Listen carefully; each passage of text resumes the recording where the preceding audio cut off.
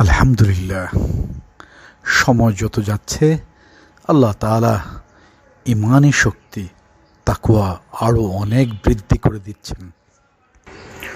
মাত্র এই অল্প কয়টা টাকার জন্য ইমান আমল সব বিক্রি করে দিচ্ছে, কি আশ্চর্যের বিষয়।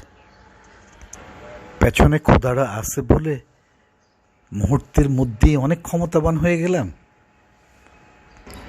একবারও কি চিন্তা করে দেখেছে যে আসলে সমস্ত ক্ষমতা একমাত্র আল্লাহ।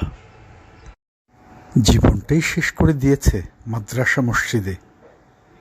বুজুর্গ তো অনেক দূরের ব্যাপার, মানুষ দাবি করা তো বিপজ্জনক। শুধু মাদ্রাসা মসজিদ কেন, এখনো মিথ্যা কথাই ছাড়েনি। হিংস্রতার মধ্যে ডুবে থেকে ভালো মানুষ দাবি করা, ভালো মানুষ তো আল্লাহ তাআলার জন্যই হতে হয়, কারো বাহবা পাওয়ার জন্য নয়, কাউকে দেখানোর জন্য নয়, আল্লাহকে রাজি খুশি করার জন্যই ভালো মানুষ হতে হয়।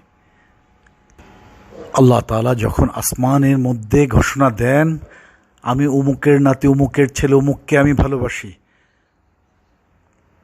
ফেরেশতাদের বলা হয় তোমরাও ভালোবাসো এবং এই সংবাদ দুনিয়াতে নিয়ে পৌঁছে দাও, যেন দুনিয়ার মানুষও তাকে ভালোবাসে।